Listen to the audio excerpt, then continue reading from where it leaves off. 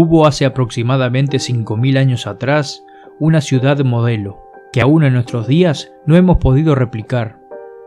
En dicha ciudad habían logrado erradicar la pobreza, la delincuencia y muchos otros problemas que aún en nuestros tiempos no hemos sabido controlar.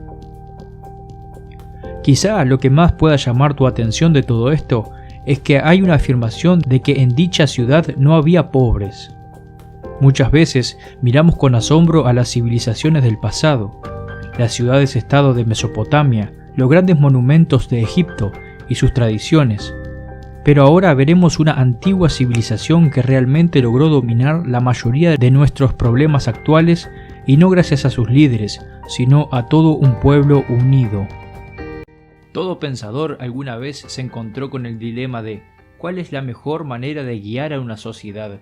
¿Es el capitalismo? ¿Es el comunismo? ¿Depende esto de los políticos, del pueblo? ¿Es posible que en una sociedad no hayan pobres? Quizá estas parezcan preguntas que no tienen respuestas, ya que hemos nacido en un sistema ya formado, y por lo general lo único que buscamos es tratar de encajar en él y no cambiar nada. La mayoría de las personas no quiere resolver nada, sino simplemente intenta acomodarse y vivir de la mejor manera posible dentro de este sistema ya formado. Cuando hablamos de este sistema también estamos hablando del segundo mundo que tanto hemos hablado en los videos aquí en YouTube y en los programas de radio que anteriormente he hecho. Yo como libre pensador siempre he tratado de responderme esto a mí mismo, de cuál es la mejor manera de guiar a una sociedad o cuál es la mejor sociedad que un ser humano pueda crear o formar. He intentado buscar estas respuestas en muchos libros de economía y también de política, y también como buen cristiano que soy, he buscado también en la Biblia, ya que recordemos que la Biblia contiene la historia de la humanidad de los prácticamente primeros 3000 años. Entonces muchas personas acudimos a ella para entender mejor el comportamiento humano a lo largo de la historia. Y al dirigirme al Nuevo Testamento en el libro de Hechos podemos encontrar algo muy interesante que ha confundido a muchas personas. Y es el hecho de que los primeros cristianos tenían todas las cosas en común, como dice en el libro de Hechos 4, del 32 al 36. Pero acudiendo a otra fuente judeocristiana también podemos encontrar en el libro La Perla de Gran Precio, el libro de Moisés específicamente, que habla sobre un profeta llamado Enoc. Enoc es mencionado solamente una vez, si no me equivoco, en el libro de Génesis bíblico. También hay otro libro que es el libro de Enoc, que ya he hecho algunos videos que también lo puedes encontrar en este canal hablando sobre el libro de Enoc. En este libro de Moisés, en La Perla de Gran Precio, nos cuenta que Enoc fue un gran líder y un gran patriarca en su época. Él había logrado la paz en toda una ciudad, en toda una población que intentaba vivir de la mejor manera posible. Dicha población o dicha ciudad llamada Sion también vivían una ley o una norma de vida llamada la Orden de Enoc, y es lo que voy a explicar en este video, diferenciarla con el comunismo, la Orden de Enoc con el comunismo, que son cosas totalmente distintas, pero muchas personas llegan a confundirse con ellas.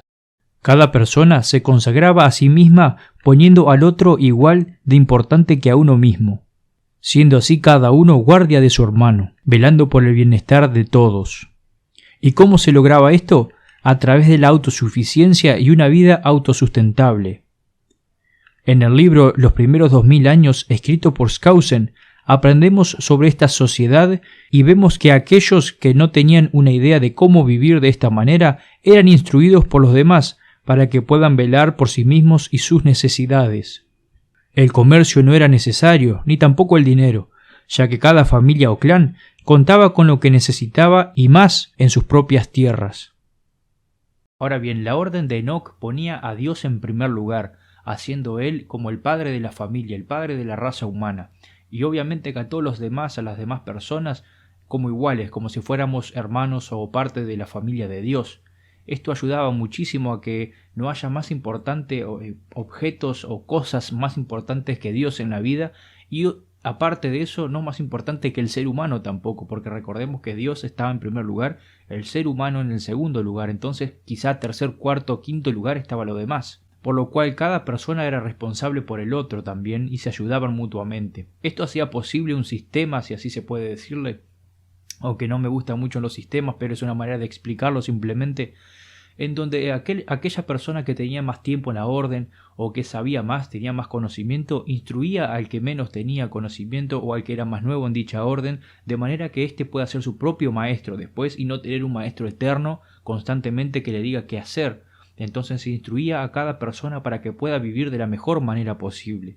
En otras palabras, se le daba la caña y no el pescado. Ellos se regían por principios elevados y no tenían leyes, digamos, como constitución o cosas así, sino que ellos se guiaban por lo que sabían que estaba bien. Una vez se le preguntó a José Smith, restaurador de la Iglesia de Jesucristo de los Santos de los Últimos Días, cómo era posible, o mejor dicho, cómo hacía él para que las personas lo siguieran o le hicieran caso. José lo único que respondió fue: yo simplemente les enseño principios correctos y ellos lo aplican. Ahí está todo. Cuando uno aprende principios correctos, sabe que no tiene que robar, que no tiene que matar, que no tiene que codiciar o querer las cosas del otro porque se lo ganó con su propio sudor y esfuerzo. Uno tiene que velar por sí y por su familia y ayudar a los demás, sí, pero no pretender vivir la vida de los otros o estar metido todo el tiempo en ella tampoco. Y en el libro de Mormón también podemos encontrar, en el libro de Alma 31:5, cómo un pueblo aquí en el continente americano había logrado vivir de esta manera también, y se describe que no había pobres entre ellos, ¿no?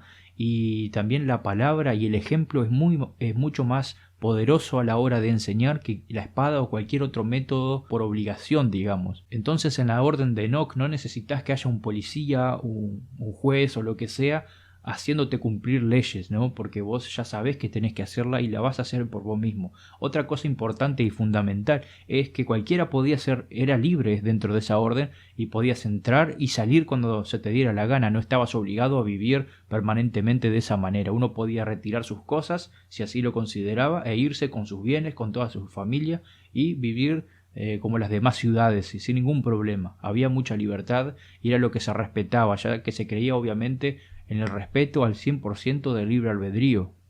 En los tiempos de Moisés, en el libro de Éxodo, se intentó vivir de esta manera, pero el pueblo no fue capaz de hacerlo porque estaban ya metidos con la onda de Egipto, digamos, y del comercio y del dinero y bueno, que pretendían tener sus propias cosas, no querían el bien para todos, sino que cada uno quería sobresalir a su manera. Entonces lo que se hizo fue implementar los 10 mandamientos, que es una ley mucho más simple. Es por eso que Moisés había destruido las primeras tablas de piedra, porque era la ley mayor, la ley de consagración también conocida, o la orden de Enoch, como estamos hablando en este caso, ¿no? Entonces, al ser los judíos incapaces de cumplirlas en esa época, se les dio los 10 mandamientos para que puedan guiarse por esa ley menor o la ley de Moisés. Diferencias entre el comunismo marxista y la orden de Enoch. En el comunismo se busca desplazar a Dios y la religión, ya que se pretende entregar a los individuos en manos del Estado, de manera de que éste regulará la vida de las personas y los educará. En la orden de Enoch, la fe en Dios es fundamental para darle paso a la religión verdadera, la cual consiste en poner a Dios en primer lugar y al ser humano en segundo, haciendo así todos seres humanos iguales, uno en propósito. En el comunismo se utiliza el dinero, se pagan impuestos muy altos para mantener al poder, se suprime el libre albedrío de las personas sometiéndolas al Estado y a las leyes y se busca la desintegración de la familia, tanto como la identidad del ser humano. No hay hombres ni mujeres ni hijos, sino posesiones, todo según el Estado le convenga. En la orden de Enoch se emplea la autosuficiencia y hogares autosustentables, por lo cual el dinero y el comercio no son necesarios. Tampoco lo es el trueque, ya que cada familia produce lo que necesita y los excedentes pueden ser guardados o donados a quienes tengan momentos de dificultad. Los líderes trabajan en la misma manera que el resto, no cobran impuestos y el título de líder significa simplemente organizador. De manera que todos son iguales y no hay lugar para clases sociales. La familia es muy importante. La identidad del hombre, tanto como de la mujer, son bien respetados y ambos realizan las mismas tareas y tienen los mismos derechos y obligaciones. La propiedad privada es respetada y todas estas cosas se hacen por decisión propia. No hay nada que los obligue a vivir de esta manera y quienes quieran salir de la orden pueden hacerlo. Una curiosidad es que este pueblo llamado Sion había sido muy famoso y muy fuerte en su época, y al ser llevado al cielo, las personas de otras naciones pensaban que el agua había cubierto la ciudad y la había sumergido. es igual que la Atlántida. El mito de la Atlántida es muy parecido a todo esto, ya que era una ciudad mítica muy importante en su época que llegó a la boca de todos, y también desapareció de manera misteriosa. Bien, espero que te haya gustado este simple video hablando un poco sobre las diferencias entre la Orden de Enoch y el comunismo. Decirte que esto es importante, si bien parece algo utópico, yo creo que cada ser humano puede hacer parte de esta sociedad si entiende qué es lo principal en la vida, ¿no? Si entendemos que lo material es simplemente eso, material y que sirve para que nosotros lo usemos y no para que esto nos use a nosotros. Si entendemos estas cosas, creo que lo utópico puede desaparecer y que podemos crear una sociedad así en nuestra comunidad, empezando por eso. Espero que te haya gustado entonces este video y te invito a compartirlo si así fue, a que le des me gusta y te invito a dejar algún comentario en la caja de comentarios también.